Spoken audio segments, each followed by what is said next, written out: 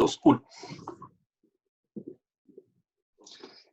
Quiero comenzar como tal con una historia que es acerca de mi familia. Una vez nos encontrábamos viajando, fue la primera vez que viajamos fuera del país y bueno, fue la primera vez que como tal me subí a un avión, que monté en avión, ¿sí? Fue años atrás y pues todo era nuevo, ¿sí? Todo era una experiencia nueva, el país donde íbamos, lo que estaba programado, ¿sí? Eran lugares que no conocíamos, atracciones que no conocíamos, y para nosotros todo era algo nuevo. ¿Sí? En esa ocasión fuimos a un lugar, con un parque, ¿sí? Y estuvimos allá todo el día, entonces la pasamos bien, disfrutamos, fue un buen eh, momento que compartimos en familia, pero después de, ya, o sea, nosotros cuando estábamos allá en ese paseo, hubo cosas que nosotros alquilamos, ¿sí? Entonces, nosotros pagamos por un servicio de transporte. Era un bus que nos llevaba al lugar turístico y después nos devolvía al hotel. ¿Sí? Pero eran unos horarios estrictos. ¿Sí? Y por cosas, o sea, nos distrajimos, nos embobamos ahí viendo las atracciones y eso, y perdimos el bus y, y nosotros no íbamos como en plan de gastar mucho dinero, sino por el contrario, íbamos en un plan de ahorrar lo más posible. Entonces, al perder el bus, en un país donde no era muy difícil transportarse, ¿sí? No había tanto transporte público. Entonces, empezó a haber como cierta ansiedad, cierta preocupación por lo que estaba pasando. ¿Sí? Yo estaba con mi papá y con mi mamá, ¿sí? Papá reaccionó de una manera y mamá reaccionó de otra. Entonces, mientras mi mamá empezó a hablar mucho, ¿sí? Y a darme órdenes, y a decirme qué hacer y cómo resolver, y a preguntar, ¿sí? Para salir de esta situación, ¿sí? Para solucionar este problema y poder llegar al hotel. ¿Sí? En cambio, mi papá estuvo callado, aparentemente tranquilo. ¿Sí? Entonces, bueno, nos subimos a un bus que iba para otro lado, pero nos subimos en ese y nos tocó hacer como varios transbordos y después nos tocó caminar.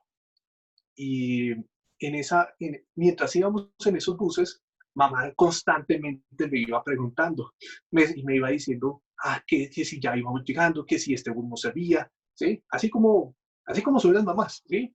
Dándome órdenes, bueno, vaya, pregúntele al conductor si realmente es donde nos tenemos que bajar y si este es el verdadero bus que nos sirve.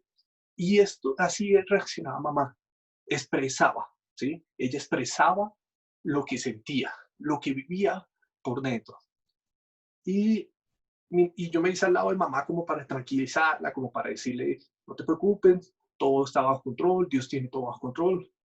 Pero mamá se percató de que papá estaba muy callado. ¿Sí? Y ella dijo, bueno, pero ¿por qué? ¿Por qué estás así, papá? ¿Sí? O sea, ella no entendía por qué papá estaba callado, ¿sí? Y, y ella lo miraba porque papá no se había sentado al lado nuestro, sino se había sentado a otro lado, ¿sí? En el otro costado de la ventana, y papá estaba callado, callado. Y mamá pensó que estaba tranquilo y dijo, ve, su papá está como muy tranquilo. ¿Sí? Y yo lo miré y dije, no, no es que papá esté muy tranquilo, es que papá está viviendo el karma por dentro. ¿Sí? Entonces, mientras mamá todo lo que vivía, todo lo que sentía, lo expresaba y lo manifestaba. ¿Sí? Papá, por el contrario, se reservaba todo, se callaba todo, ¿sí? Mantenía todo en su interior, ¿sí? Esa aflicción, esa preocupación, esa angustia, todo lo acumulaba y lo vivía por dentro, ¿sí? Y ahí es de ese tipo de personas. Hay de aquellos que reaccionan como mamá.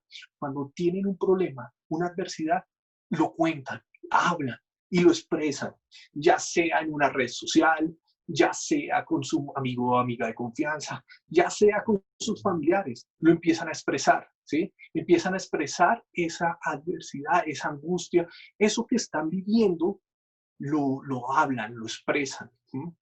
Pero hay otros que se comportan como papá.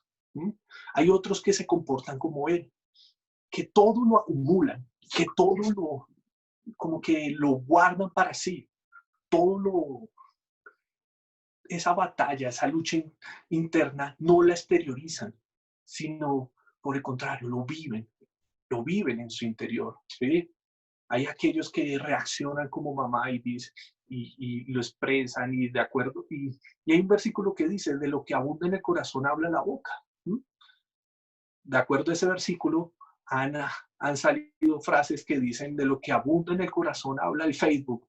Y tú has visto personas que cogen las redes sociales como si fueran su psicólogo y expresan lo que sienten, ya sea de temas sentimentales, de temas políticos, de temas financieros, todo lo expresan, ¿sí? Y no trato de decir si está bien o está mal, sino es una forma, es una característica de ellos, ¿cierto? Y hay otros que se caracterizan por más bien ser reservados, ser discretos, y como que tratan de disimular que no está ocurriendo nada, tratan de disimular de que acá no está pasando nada, ¿sí? Pero el karma lo llevan por dentro, ¿sí? Hay personas que tratan de disimular, pero es como, pero tienen el rostro como si estuviesen apretando una alga, ¿sí? Que uno sabe que está ocurriendo algo y tratan de contenerse, tratan de disimular, tratan de que eso no salga a la luz, ¿sí? Pero hay veces que por acumular muchas cosas en el interior, a veces cuando estalla, el daño es mucho mayor. ¿Sí? ¿Y a qué voy con esta analogía? ¿Sí? ¿A qué voy con esto? Porque en la Biblia encontré una situación muy similar, en la cual hay una perspectiva muy diferente entre aquella persona que está narrando la historia y aquella persona que la está viviendo, ¿sí? Porque las cosas dependen del punto de vista del cual se escoja, ¿sí? Teoría de la relatividad, ¿sí? El punto de vista, ¿sí?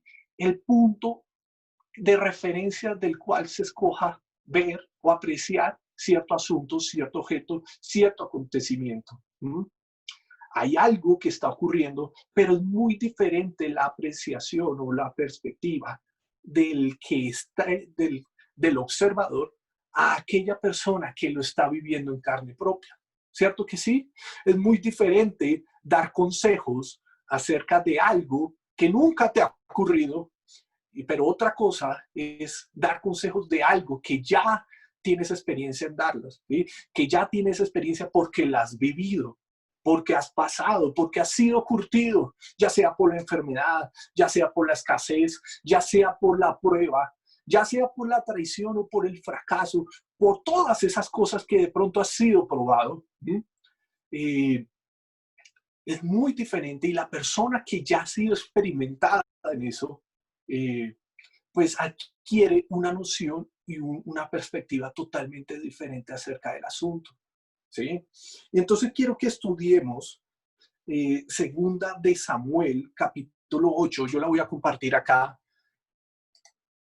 Denme un momento. La voy a compartir para que ustedes la vean.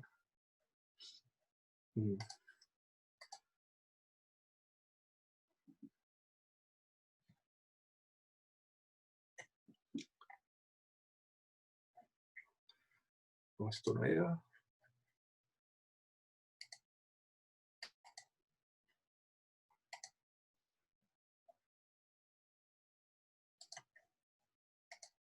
Exacto, ahí. ¿Sí? Entonces ahí vemos la historia basada, ¿sí? Del rey David, ¿sí? De acuerdo a dos perspectivas. Vamos a ver primeramente la perspectiva que tuvo el historiador, ¿sí? La perspectiva que tuvo la persona que vio como, o sea, a lo lejos los acontecimientos. ¿Sí? Y después vamos a ver la perspectiva de aquella persona que, que, que vivió la experiencia. Entonces ahí les compartí Segunda de Samuel capítulo 8, para aquella persona que no tenga Biblia a su mano, entonces para que lo lea conmigo. Dice, después David derrotó y sometió a los filisteos al conquistar Gad, la ciudad más grande. David también conquistó la tierra de Moab, perdón. Hizo que la gente se acostara por el suelo en una fila y con una soga los midió y los separó por grupos. Ejecutó 2 grupos por cada grupo que dejó con vida. Los moabitas, a quienes se les perdonó la vida, se convirtieron en súbditos de David. Tuvieron que pagarle tributo. También destruyó las fuerzas de Hadad-Ezer, hijo de Rehob, rey de Soba, cuando Hadad-Ezer marchó para fortalecer el control a lo largo del río Éufrates. David capturó 1,000 caballos de guerra, 1,000 carros de guerra, 7,000 conductores de carros de guerra y 20,000 soldados de infantería. Les lició los caballos de un tiro, excepto los necesarios para 100 carros de guerra.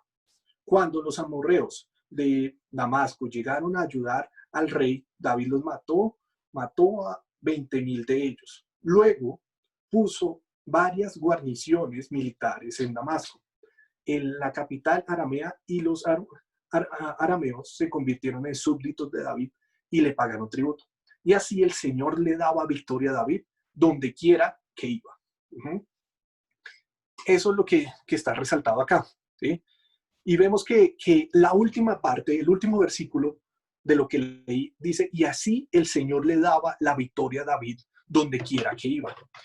Este capítulo es mucho más amplio, este capítulo es más extenso, tiene la continuación, y habla de una serie de acontecimientos que empezaron a ocurrirle a David y al reino, ¿sí? Empezaron a experimentar una guerra, empezaron a experimentar muchas batallas, y fue algo que vino de un momento a otro, ¿sí? En el capítulo 7 del mismo libro, estaban en otra condición, Dios les había hablado, los había bendecido, pero entra el capítulo 8 de Segunda de Samuel y entra como tal una guerra, ¿sí? Y David se ve enfrentando una guerra, ¿sí? David se ve enfrentando una batalla, ¿sí? Que antes no estaba manejando.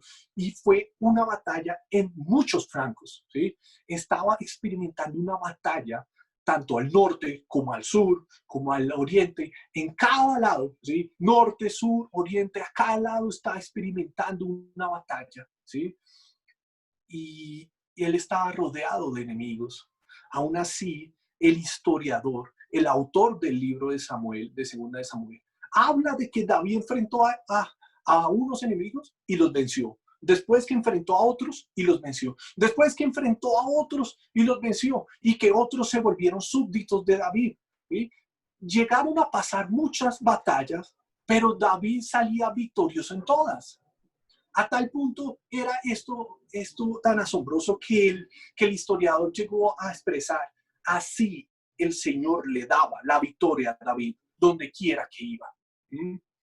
Y a lo que voy es que muchas veces Dios nos lleva a batallas, nos lleva a momentos de adversidad, nos lleva a momentos de prueba, nos lleva a momentos en los cuales nuestras vidas son probadas, nuestras vidas son tratadas.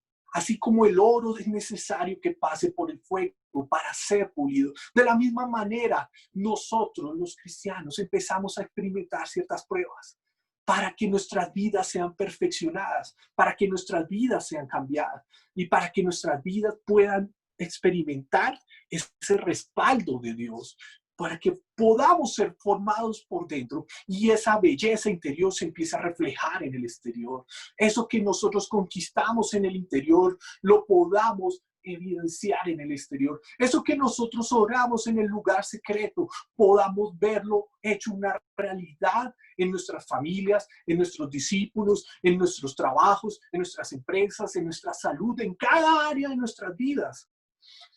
Romanos capítulo 8, versículo 37 dice, ¿quién nos separará del amor de Cristo?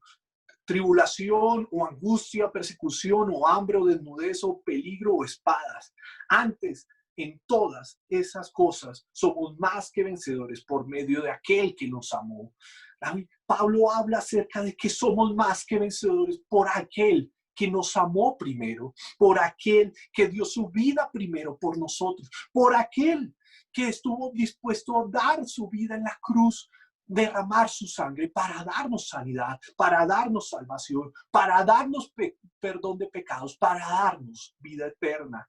Y créelo eso. Si tú estás en Cristo, si tú estás en Cristo, tú también tienes derecho a estas promesas.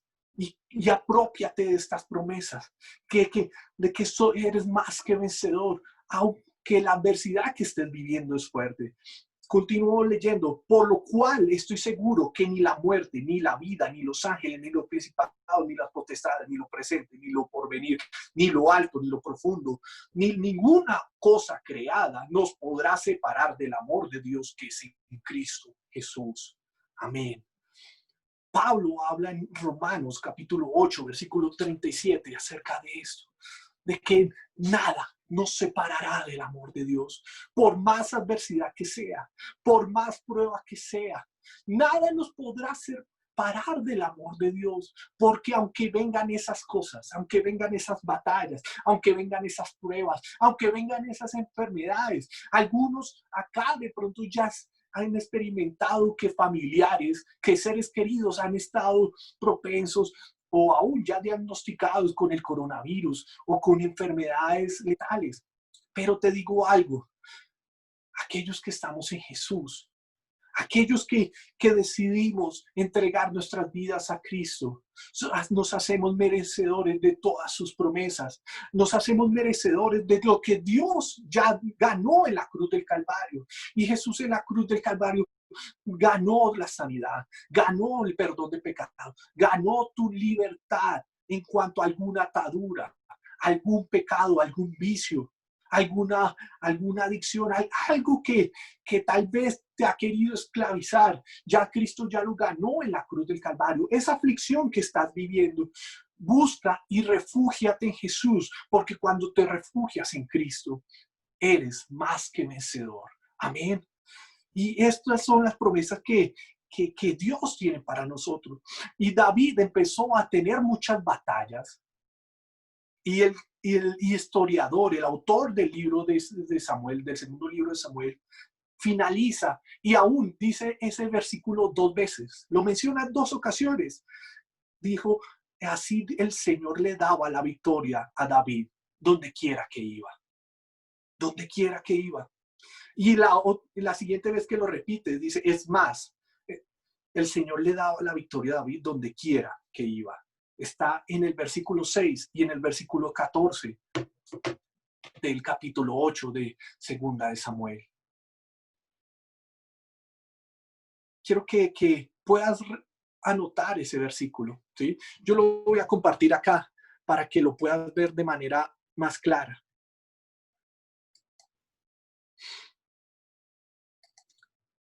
Es el versículo, ¿sí? Mira que lo dice en 2 ocasiones. El Señor le daba la victoria a David donde quiera que iba.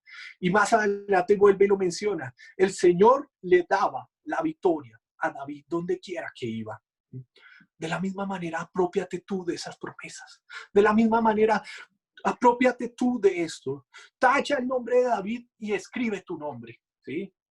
Hazlo. Apropiate de este versículo. Y cree que cada batalla que estás enfrentando no es para destruirte, sino es para que Dios se manifieste a través de ese problema y su nombre sea honrado. Para que tú puedas experimentar lo bueno que es Dios, tú puedas experimentar el poder de Dios, tú puedas experimentar cómo Dios te lleva de victoria en victoria. Dios nos hace más que vencedores. Amén. Y esa fue la perspectiva del cronista, ¿sí? Una perspectiva donde veía que David enfrentaba a varios contrincantes y a todos les ganaba, que enfrentaba a muchos contrincantes y a todos ellos les iba ganando, ¿sí?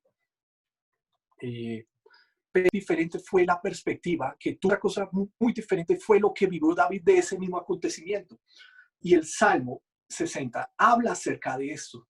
Habla acerca de qué fue lo que David vivió durante esta adversidad, qué fue lo que David vivió durante este momento de dolor, qué fue lo que David vivió durante este momento de prueba, ¿sí? Y quiero que leamos por un momento el Salmo 60.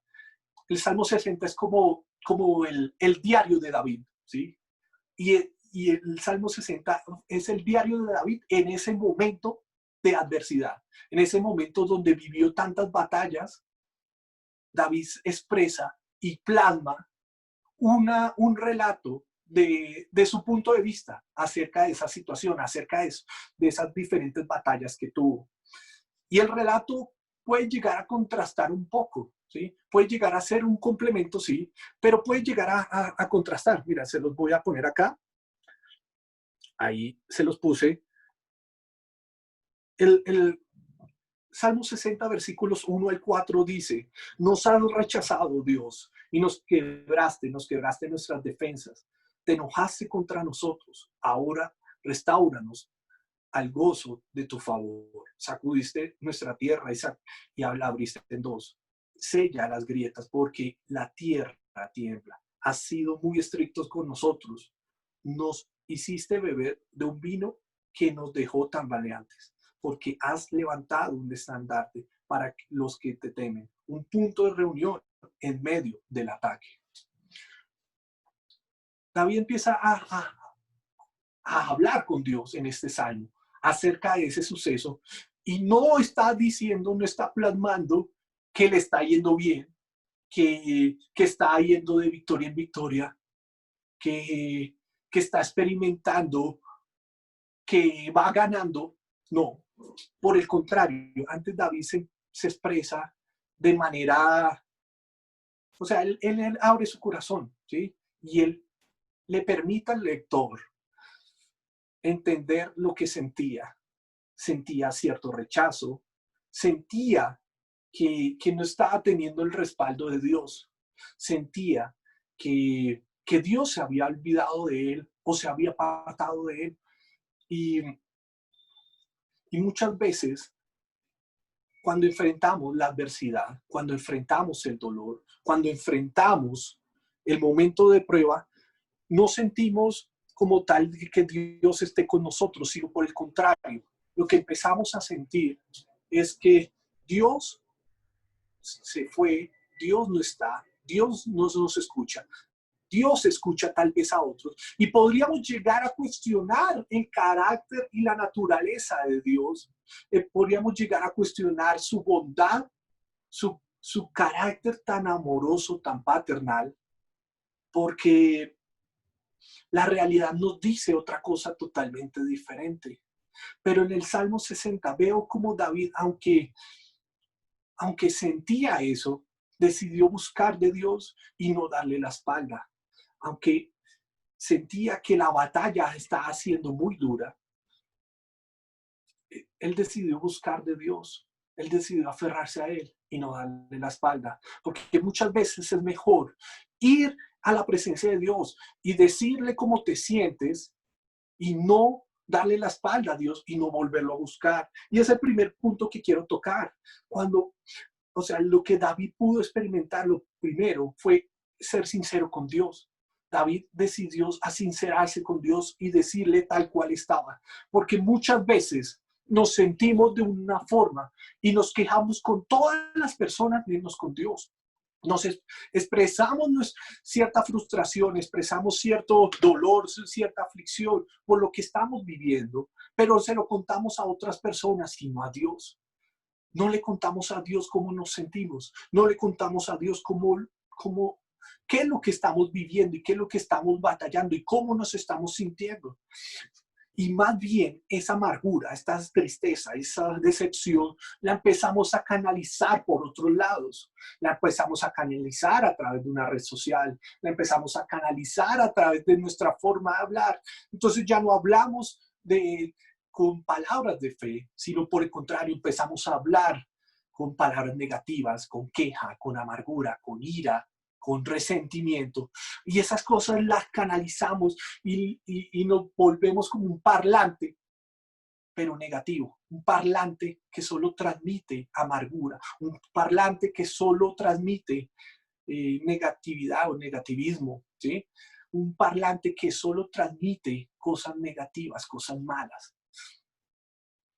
Pero a ver, no está mal que a veces nos sintamos así, no está mal que haya momentos donde nos sintamos confrontados, donde nos sintamos heridos, donde nos sintamos abatidos. La cuestión es qué hacemos en ese momento de dolor. ¿Qué hacemos con ese dolor que estamos viviendo? Yo te digo algo, lo primero que te recomiendo es que seas sincero con Dios.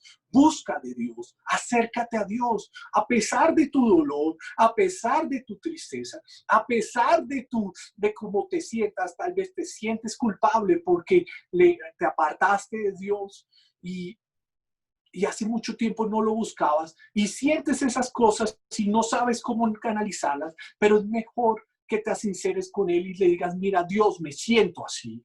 Desnuda tu corazón delante de Dios. Sé sincero con Él. Exprésale cómo te sientes. Exprésale lo que estás viviendo. Exprésale lo que hay en tu corazón y no te lo guardes. No seas como lo decía al comienzo, no seas como papá. Que papá todo se lo estaba acumulando y estaba viviendo el karma por dentro, ¿sí? Pero tampoco seas en cuanto a como mamá de que lo expresas a todos, ¿sí? Pero muchos de los que escuchan eso no te van a ayudar. ¿Sí? Sé como David, que ese dolor y esa amargura lo expresó en la presencia de Dios. Amén. Lo segundo que veo ahí está en el versículo 5. Y en el versículo 11 dice, rescata ahora, oh Dios, a tu pueblo y respóndenos y sálvanos con tu poder. Por favor, escúchanos. Ayúdanos contra nuestros enemigos, porque toda tu ayuda humana, toda la ayuda humana es inútil. El punto número 2, acá lo resalté, es orar y no desmayar. A pesar de que David se sentía así, decidió pedirle a Dios acerca de su necesidad, ¿sí? Entonces le pidió a Dios que lo rescatara, que respondiera, que lo salvara, que lo ayudara, porque él entendía que la ayuda humana era inútil, que la ayuda humana era inútil. ¿Sí? Y por eso decidió buscar de Dios y desahogarse con él, decirle qué era lo que sentía y entregarle la petición. Entrégale tu petición a Dios. Entrégale tu petición a Dios.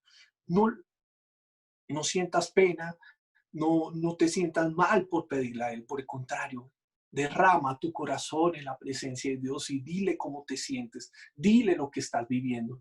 Exprésale tu necesidad. La Biblia dice, pedid y se os dará, buscad y hallaréis, llamad y se os abrirá. La Biblia dice, no nos cansemos pues de hacer el bien porque a su tiempo segaremos si no desmayamos. Hebreos capítulo 10, versículo 36 y 37 habla y dice, no pierdan el ánimo, pues el premio está delante. Pero es necesario que permanezcan firmes en el cumplimiento de la voluntad de Dios para que puedan alcanzar todo lo prometido. Es necesario que sigas perseverando, es necesario que sigas orando. Por aquello que estás orando, no te canses de orar, no te canses de pedirle a Dios, no te canses de buscarlo a Él, porque Él a su tiempo traerá la respuesta si nosotros no desmayamos. A su tiempo recogeremos poderosas bendiciones si no desmayamos. Abraham, la Biblia habla en Romanos capítulo 4 acerca de la fe que tuvo Abraham y cómo Abraham llegó a conquistar grandes cosas, porque Abraham creía que Dios era poderoso para cumplir todo lo que prometía. Es tiempo de que le busques a Dios y que le creas y que perseveres y que no desmayes. Busca de Dios y sigue orando por aquello que estás orando. Y si no has orado por esa necesidad y has buscado muchas ayudas, tal vez te has dado cuenta lo que se dio cuenta el salmista ahí en ese versículo. Toda ayuda humana es inútil. A veces Dios nos lleva a callejones sin salida para que dejemos de mirar a los lados y miremos hacia arriba. Busca de Dios y acércate a Él. El tercer punto lo tengo resaltado acá. Está basado en el versículo 6 al 8 del Salmo 60. Dice, por su santidad Dios ha prometido, dividiré así que con alegría y mediré el valle de Sucor. Galaad es mío y también Manasés. Efraín, mi casco, producirá mis guerreros y Judá producirá mis reyes. Acá lo que resalto es esta palabra que veo acá. Por su santidad Dios ha prometido. ¿Sí? Y David lo que hace es empezar a recordar las promesas que Dios le había hecho. David lo que hace es empezar a recordar lo que Dios le había prometido en algún momento. Porque ¿cómo no sentirse así? ¿Cómo no sentirse de esa manera? Si antes de vivir la adversidad, Dios le había prometido en 2 de Samuel, capítulo 7, en el versículos 10 y 11, le había dicho promesas de cómo Dios iba a traer paz delante de sus enemigos. Así lo dice. Dice, te daré descanso de todos tus enemigos. Así finaliza el versículo 11. Dios le había dicho acerca de la paz. Dios le había dicho a David de que iba a tener paz. Pero el resultado fue que en el capítulo 8, o sea, en el siguiente capítulo, empezó a experimentar guerra. Empezó a experimentar una adversidad. Empezó a experimentar una prueba. Batalla tras batalla. Batalla tras batalla. Y es ahí en esos momentos de batalla donde debemos recordar sus promesas, debemos recordar lo que Dios nos ha dicho, debemos recordar lo que está escrito en su palabra, debemos recordar lo que es Dios para nosotros, su bondad, su amor, su misericordia, su fidelidad. No olvides sus promesas, busca de Dios y acércate a lee la Biblia. Cuando tú lees la Biblia, es Dios hablándote a ti. Cuando tú le oras a Dios, tú le estás hablando a Dios. Pero cuando tú lees la Biblia, es Dios hablándote a ti, trayendo esa fe, trayendo esa consolación, trayendo esa esperanza para soportar la adversidad, trayendo esa consolación en los momentos de prueba. Y el Salmo 60, al finalizar, culmina con la siguiente frase. Dice, con la ayuda del Señor haremos cosas poderosas, pues Él pisoteará a nuestros enemigos. Aunque el Salmo había comenzado diciendo que Dios lo había rechazado, literalmente comienza así, y que a Dios lo había quebrado, que Dios había quebrado sus fuerzas, el Salmo evidencia como una evolución, ¿sí? En cuanto a la oración de David. Él comienza manifestando sus sentimientos de angustia, de tristeza, de decepción, pero finaliza el Salmo declarando cómo Dios lo iba a respaldar, cómo Dios lo iba a bendecir, cómo Dios lo iba a prosperar, cómo Dios le iba a dar poderosas promesas y se iban a cumplir en su vida. Dice que con ayuda de Dios, cosas poderosas haremos. ¿Sí? La otra traducción dice, en Dios haremos proezas y aplastaremos a nuestros enemigos. Entonces el último punto que quiero tocar es apropiarnos de esas promesas como si fuesen nuestras. Apropiate de eso. No solo sé sincero con Dios, no solo busca de Dios y ora, no solo pide una palabra y recuerda sus promesas. También es necesario que esa palabra empiece a permear tu vida. Empieza a apropiarte de esas promesas. Hazlas parte tuya. Que Dios te muestre cuál es esa promesa para ti y hazlo. Y hazlo vida en tu vida. ¿Sí? Hazlo realidad en ti. ¿Sí? Apropiate de eso. David empezó a confesar eso. Y aunque comenzó la oración diciendo, no, todo está mal, estamos acabados, nos has quebrado, nos quebraste, nos abandonaste, nos rechazaste. Comenzó el salmo así, él terminó declarando que Dios haría cosas poderosas, que Dios, él haría, que por Dios él haría proezas. Entonces apropiate de eso, hazlo parte de tu vida. Aprópiate de esas promesas y no permitas que nada ni nadie te lo robe, porque créelo, tú también harás proezas, harás cosas poderosas si decides permanecer en Dios. Amén. Entonces ahí donde está, quiero que cierren los ojos y vamos a orar. ¿Listo?